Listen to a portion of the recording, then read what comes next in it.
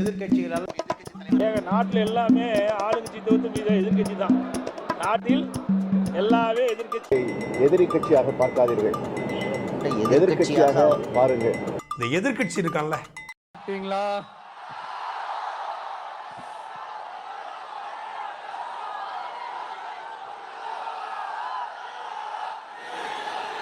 அண்ணா அவர்களுக்கு ஒரு வணக்கம், பெரியார் அவர்களுக்கு ஒரு வணக்கம்.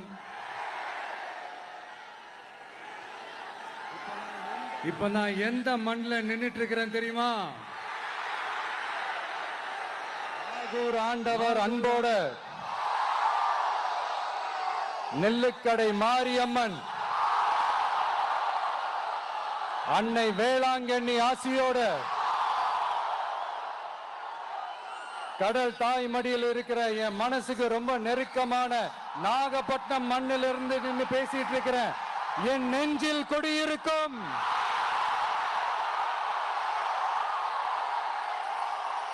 உங்கள் அனைவருக்கும்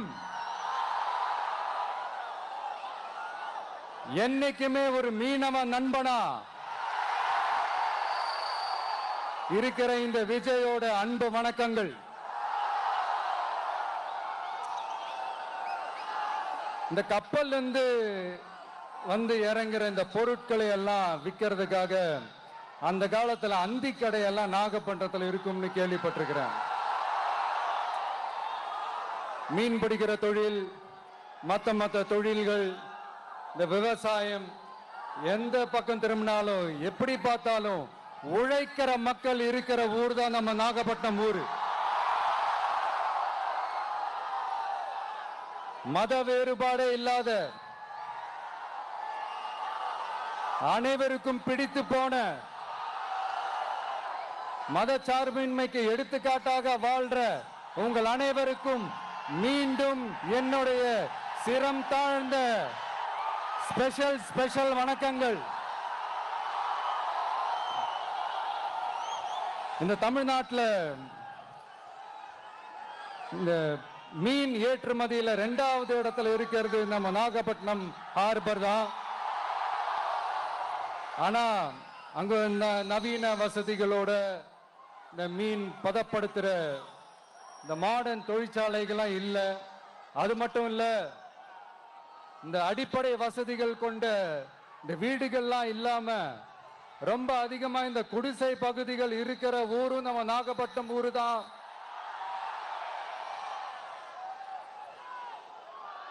இந்த முன்னேற்றத்திற்கெல்லாம் எங்கள் ஆட்சிதான் சாட்சி. அப்படி இப்படின்ட்டு இந்த அடுக்குமொழியில பேசி அது நம்ம கேட்டு காதுல இருந்து ரத்தம் வந்ததான் மிச்சம். இவங்க ஆண்டது பத்தாதா? இப்படி தவிக்கிறாங்களே நம்ம மக்கள், அது பத்தாதா?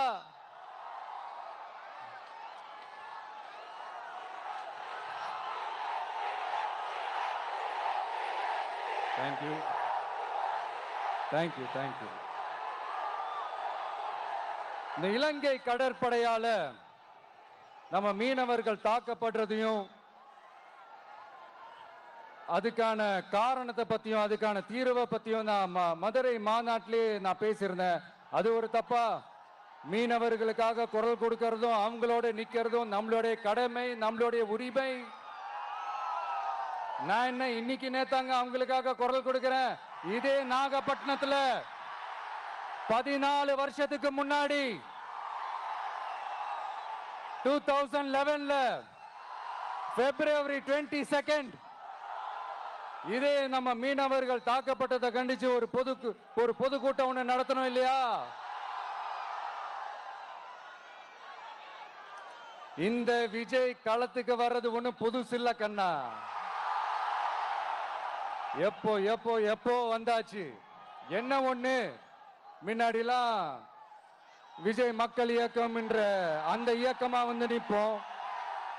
இப்ப தமிழக வெற்றி கழகம் என்ற அந்த ஒரு அரசியல் இயக்கமா வந்து நிக்கிறோம். அவ்வளவுதான் வித்தியாசம்.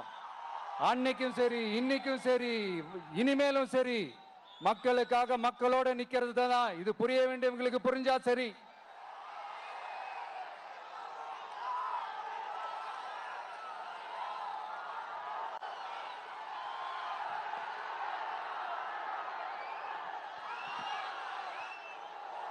மீனவர்களுக்காக குரல் கொடுக்கிற இதே சமயத்துல நம்ம தொப்புள் கொடி உறவுகளான ஈழத் தமிழர்கள், அவங்க இலங்கையில் இருந்தாலும் உலகத்துல எந்த மூலையில இருந்தாலும் தாய் பாசம் காட்டின தலைவனை இழந்து தவிக்கிற அவங்களுக்காகவும் குரல் கொடுக்கிறது, அவங்களுக்காகவும் நிக்கிறது நம்மளோட கடமை இல்லையா? மீனவர்களோட உயிர் எந்த அளவுக்கு முக்கியமோ அந்த அளவுக்கு ஈழத் தமிழர்களோட அவங்களுடைய கனவுகளும் அவங்களுடைய வாழ்க்கையும் நமக்கு ரொம்ப ரொம்ப முக்கியம். நம்ம மீனவர்கள் படுற இந்த கஷ்டத்தை எல்லாம் பார்த்து ஒரு பெருசா ஒரு கடிதம் ஒண்ணு எழுதிட்டு அதுக்கப்புறம் கப்சிப்புன்னு சைலண்டா போறதுக்கு நாம ஒண்ணு இந்த கபட நாடக திமுக அரசும் கிடையாது. மத்த மீனவர்கள்னா இந்திய மீனவர்கள், நம்ம மீனவர்கள்னா தமிழக மீனவர்கள், இப்படி பிரிச்சு பார்த்து பேசுறதுக்கு நாம ஒண்ணு பாசிச பாஜக அரசும் கிடையாது. நிரந்தரமான தீர்வு, நிரந்தரமான ஒரு இந்த ப்ராப்ளத்தை சால்வ் பண்றதுதான் நம்மளுடைய ஒரு முக்கியமான ஒரு அஜெண்டாவே. சரி, இப்ப நம்ம நாகப்பட்டினம் ஏரியாவுக்கு வருவோம்.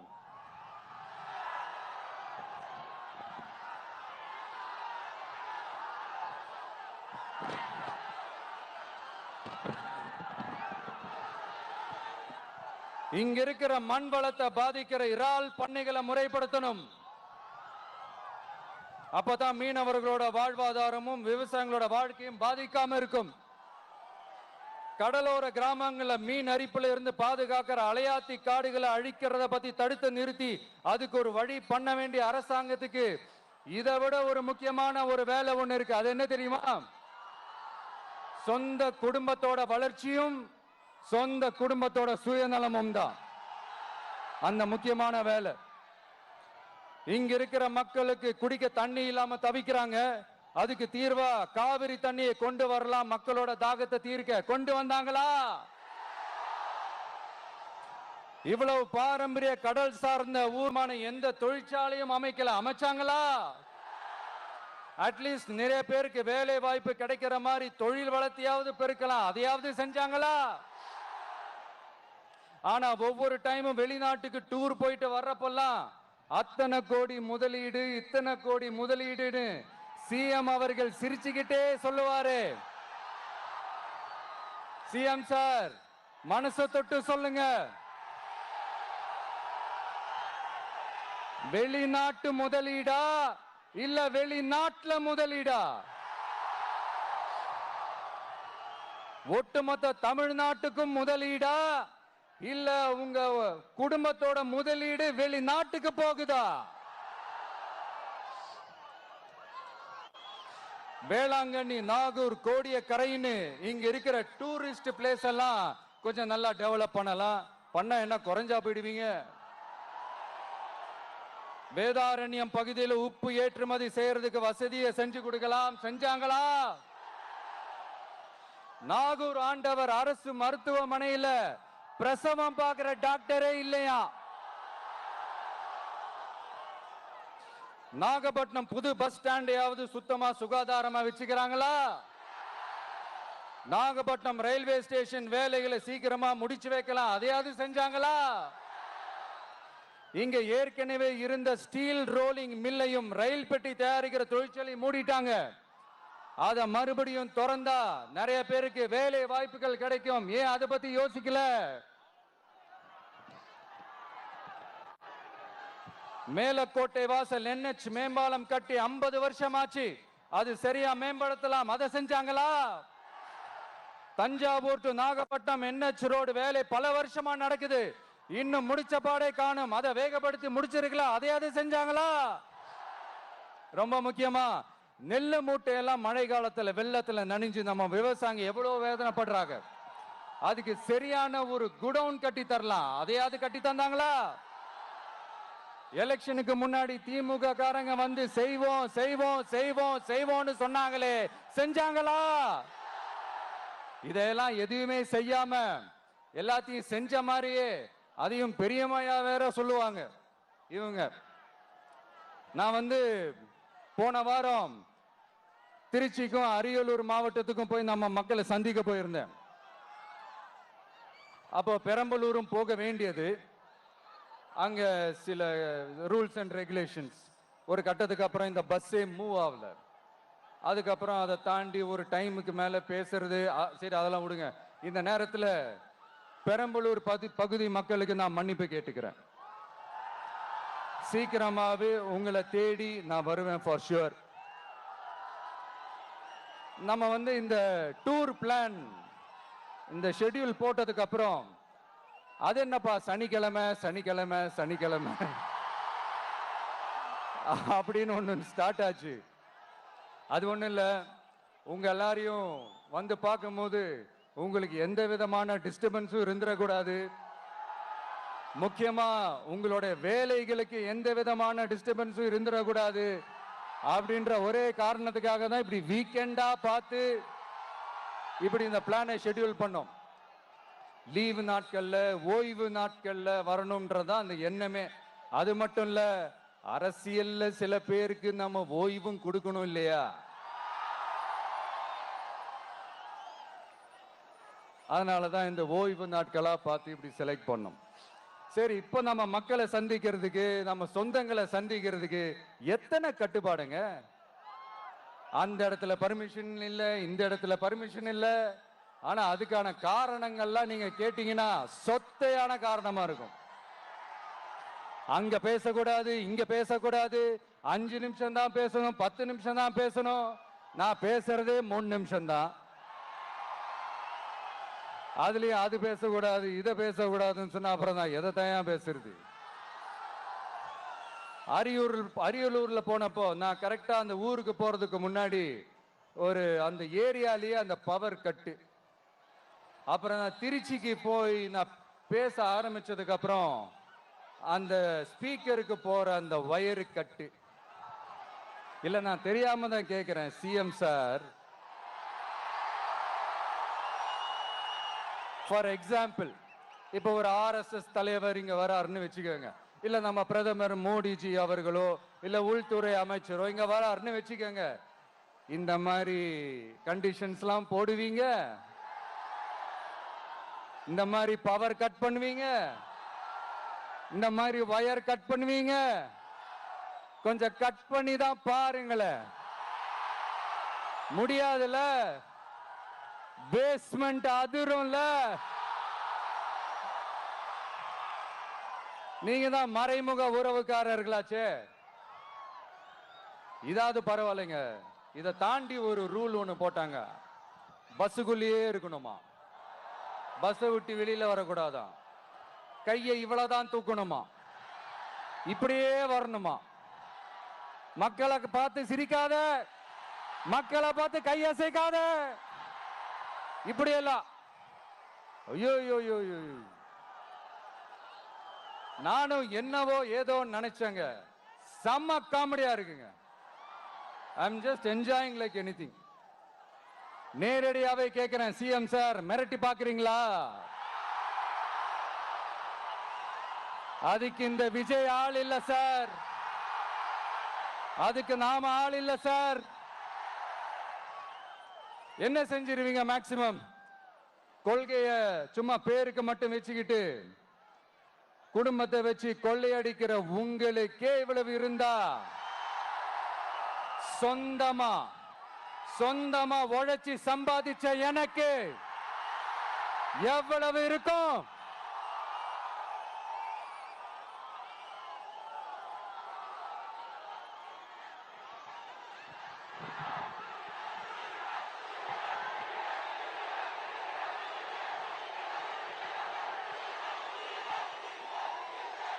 தேங்க்யூ நண்பா. என்ன நாங்க பெருசா கேட்டுவிட்டோம்? மக்கள் நிம்மதியா ஃப்ரீயா நின்று பார்க்கறதுக்கு ஒரு இடம், அதை நாங்க தேர்வு செஞ்சு அதுக்கு பர்மிஷன் கேட்கிறோம். ஆனா நீங்க என்ன பண்றீங்க? அந்த இடத்தையெல்லாம் விட்டுட்டு நெருக்கடியோட, மக்கள் நெருக்கடியோட எங்கெல்லாம் நிப்பாங்களோ அந்த இடமா பார்த்து செலக்ட் பண்ணி தரீங்க. உங்க எண்ணம் தான் என்ன சார்? நான் அவங்கள பார்க்க கூடாது, அவங்களோட பேசக்கூடாது, அவங்க குறைகளை கேட்க கூடாது, அவங்களுக்காக குரல் கொடுக்க கூடாது, என்னதான் சார் உங்க எண்ணம்? சரிங்க சார், ஒரு அரசியல் தலைவன் அப்படின்றதெல்லாம் மறந்துருங்க. ஒரு சாதாரண ஒரு தமிழ்நாட்டு மண்ணோட ஒரு மகனா, ஒரு நம்ம தமிழ் மக்களுடைய ஒரு சொந்தக்காரனா, என் மக்களை, என் குடும்பத்தை, என் சொந்தங்களை நான் பார்க்க போனா என்ன பண்ணுவீங்க? அப்பவும் தடை போடுவீங்களா? வேணாம் சார். இந்த அடுக்குமுறை, இந்த அராஜக அரசியல்லாம் வேணாம் சார். நாம ஒண்ணு இங்க தனியால் இல்லைங்க சார். மாபெரும் மக்கள் சக்தியோட பிரதிநிதிங்க சார். மாபெரும் பெண்கள் சக்தியோட சகோதரன் சார். மாபெரும் இளைஞர் இயக்கமா இருக்கிறோம் சார்.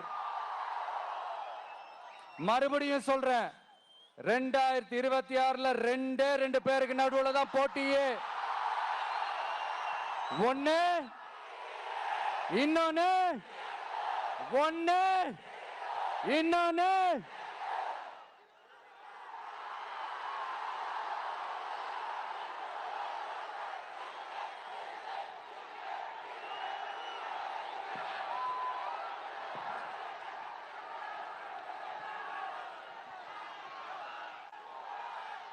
இந்த பூச்சாண்டி வேலையெல்லாம் காட்டுறதை விட்டுட்டு தில்லா கெத்தா நேர்மையா எலெக்ஷனை சந்திக்க வாங்க சார்.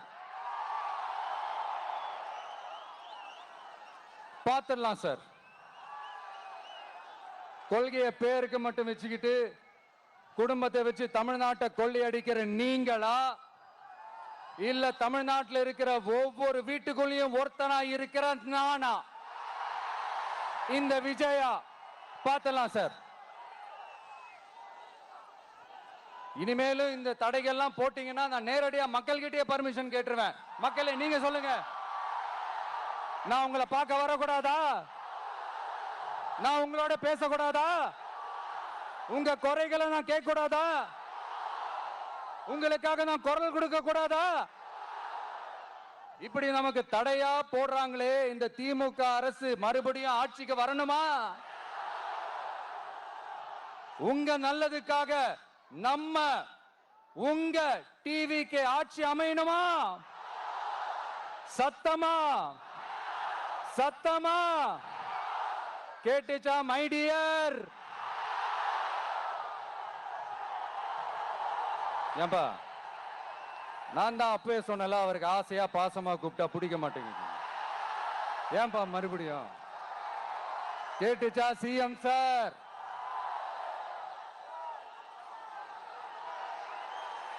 இந்த போர் முழக்கம் உங்களை ஒரு நிமிஷம் கூட தூங்க விடாது, துரத்திக்கிட்டே வரும். கான்பிடண்டா இருங்க, நல்லதே நடக்கும், வெற்றி நிச்சயம். மீண்டும் சந்திக்கும் வரை நன்றி, வணக்கம்.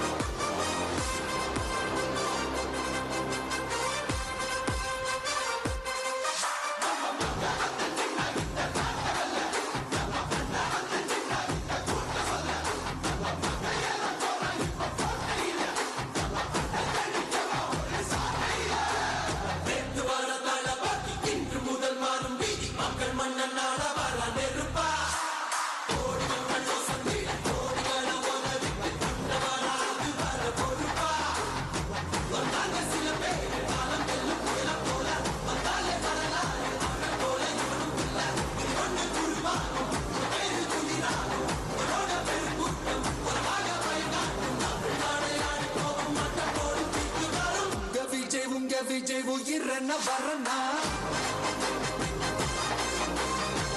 விஜய் உங்க விஜய் இழியவன் குரல் தான்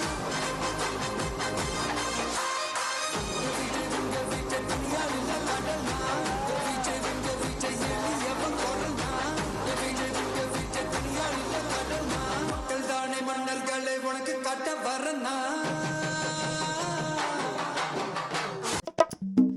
எதிர்க்கட்சிகளால் எங்க நாட்டில் எல்லாமே ஆளுங்கட்சி தவிர்த்து எதிர்கட்சி தான்.